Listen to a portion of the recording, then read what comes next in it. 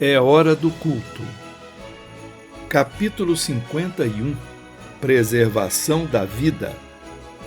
Naqueles dias, os noticiários de TV apresentavam conteúdos cada vez mais catastróficos. Era possível acompanhar sem demora os acontecimentos em todos os países do mundo, pois o planeta Terra, cada vez mais integrado pelas telecomunicações via satélite, praticamente não possuía fronteiras para a transmissão de notícias. Desastres naturais, como furacões e terremotos, tanto quanto conflitos políticos e sociais, podiam ser vistos poucas horas depois de terem acontecido.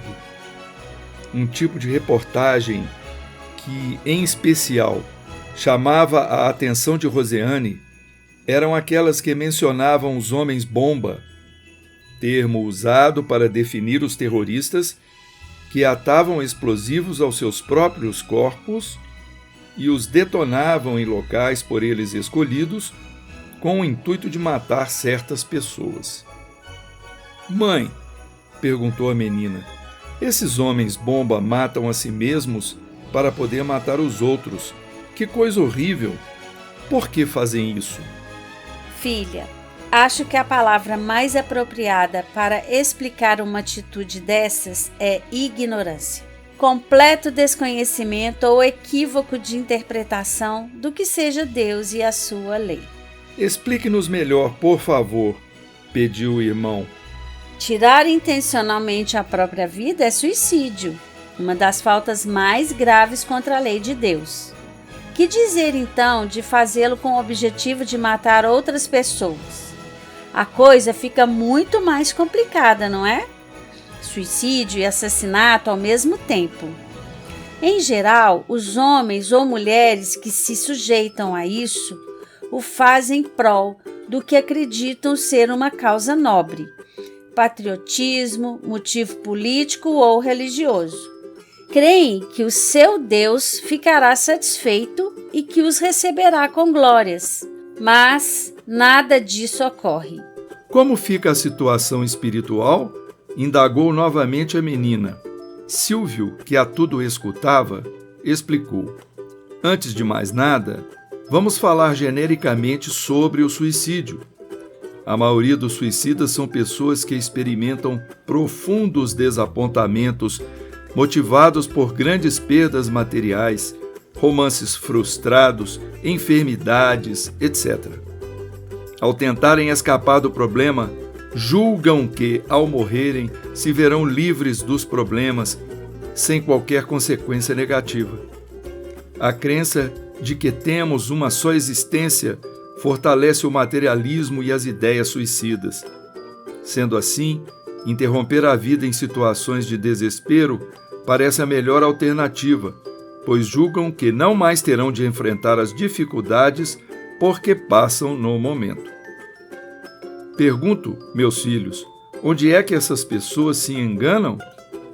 Paulo respondeu: "Creio que seja o fato de pensarem que não há nada a lhes esperar após a morte. Exatamente. O suicídio, em vez de interromper o sofrimento, agrava-o. Somente a Deus é dado o direito de decidir quando e como será a morte dos nossos corpos físicos.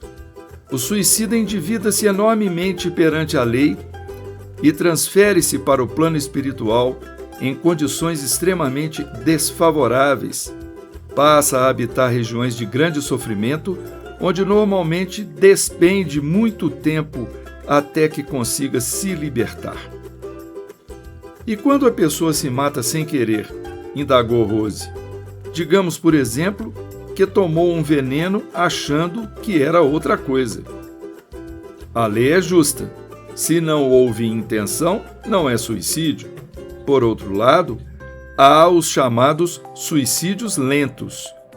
São os casos nos quais os encarnados ingerem substâncias ou adotam um modo de vida que lhes consome a saúde vagarosamente. Há culpa nesses casos?", quis saber o menino. A culpa está na razão do conhecimento das consequências negativas para o corpo. Digamos que um matuto, vivendo longe da civilização e sem acesso às boas normas de saúde, passe boa parte de sua vida fumando e deteriorando os seus pulmões. Um homem da cidade, muito bem informado sobre os malefícios do cigarro, faz o mesmo que o matuto. A lei tratará cada um dos casos com um peso diferente. Naturalmente, o espírito que tem consciência de que está fazendo mal ao próprio corpo será julgado culpado e terá de arcar com isso. Pode ser que, nesse exemplo, reencarne na Terra portando sérias enfermidades no aparelho respiratório. Clarice retomou a palavra. O Espiritismo oferece, em seus fundamentos, poderosas armas contra o suicídio. A doutrina nos ensina que a vida continua após a morte do corpo e que esta não nos conduz ao nada, como muitos pensam. Mas há ambientes no plano espiritual que poderão ser agradáveis ou terríveis, segundo o mérito que conquistarmos durante nossa passagem pela matéria. Rosiane fez uma última pergunta. E como prevenir o suicídio, mãe? O estudo do Espiritismo e a vivência dos ensinos cristãos são meios eficientes de combate aos pensamentos suicidas. A convicção de que as dificuldades de hoje representam resgates a que estamos sujeitos, ou as provas a que Deus nos submete, a fé no futuro, a percepção de que há moradas ditosas que podemos conquistar no porvir, tudo isso serve como alento para que o espírito suporte suas vicissitudes sem apelar para uma fuga extremada, da qual se arrependerá, mais cedo ou mais tarde, amargamente. Quem sabe responder? Por que o suicídio não soluciona problemas nem alivia as dores? Qual a diferença de tratamento para um suicida intencional e outro não intencional? Como o materialismo contribui para ideias suicidas? Explique como a fé no futuro fortalece o espírito contra as ideias suicidas.